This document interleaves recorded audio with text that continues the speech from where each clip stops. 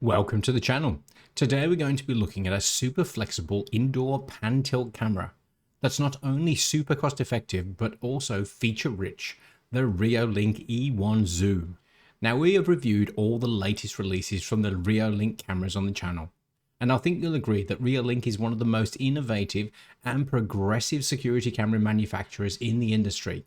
But we've never reviewed any Reolink indoor cameras until now. In this video, we'll look at what you get in the box, what the physical hardware is like, the features of the E1 Zoom, then we'll test the performance of the E1 Zoom against one of the best indoor cameras on the market. Then we'll round up with my thoughts and recommendations.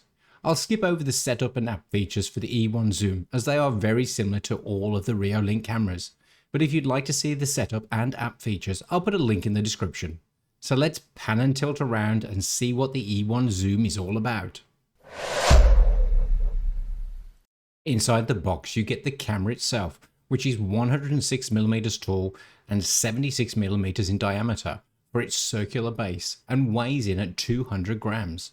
So large enough to not feel like a toy and be feature rich, but small enough to not be conspicuous. The unit is the usual affair of a rotating ball on a fixed base. The camera has 355 degrees of horizontal rotation and 50 degrees of vertical. The camera has a resolution of 5 megapixels and a 3x optical zoom, which we'll test later on in the video. Above the lens is an LED to indicate the status, and below is the integrated quality microphone. Angling the lens upwards reveals the micro SD slot that can take up to a huge 512 gigabytes.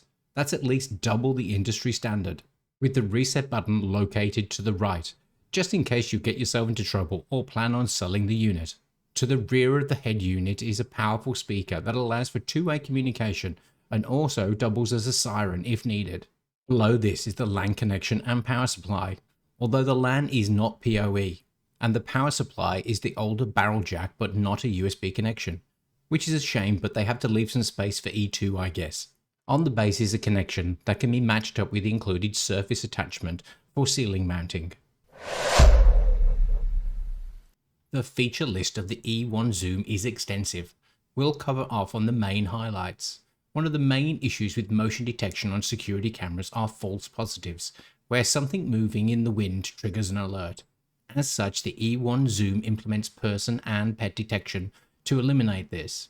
So when a person or pet is detected, it will actively track that object using the 355 degrees of horizontal and 50 degrees of vertical tracking movement, or while taking advantage of the 5 megapixel high definition sensor.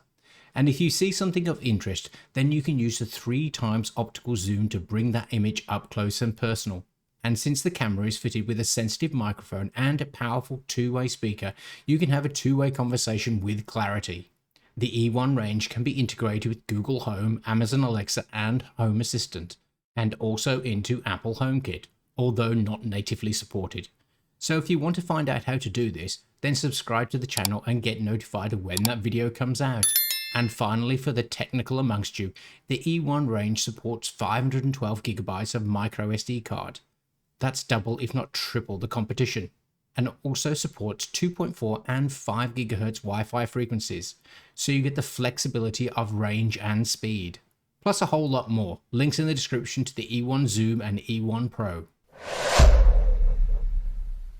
To test the performance of the Reolink E1 Zoom, I put it up against an Asus Indoor Cam P1, which in my opinion is one of the best indoor cameras on the market today, and this is reflected by the price of the Asus P1 coming in at $129 Australian, although it's frequently on sale. I'll be comparing the P1 against the Reolink E1 range, which starts out at $72 for the non-zoom version, with the zoom topping out the range at $110 Australian, which is still $19 cheaper than the P1. So is this a bargain, or is the P1 still the top of the tree?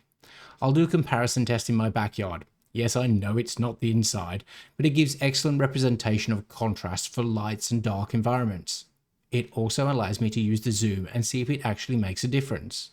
And the second test I'll do at 7:30 PM in the evening. Remember that this is summer here, so it only gets dark at around about 8 o'clock, so low light conditions.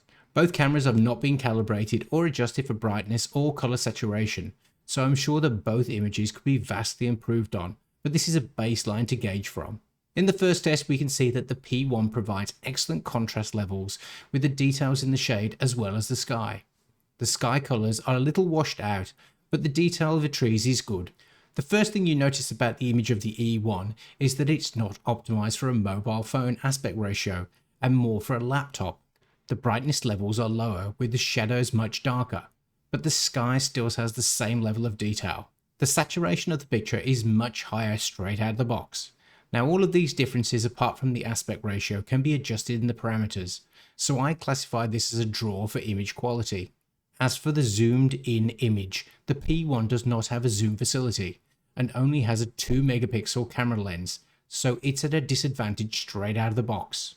Comparing the image quality with E1, the maximum optical zoom and electronic zoom for the remainder, you can clearly see the superior quality, with the camera shown in much greater detail and the grain of wood paneling clearly visible.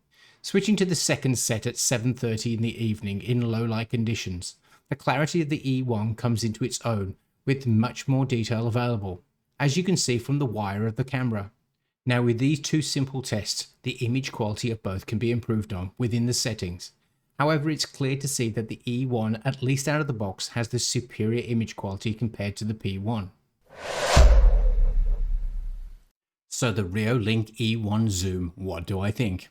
Well, the fact that the E1 now completes the jigsaw of my total home security system is fabulous.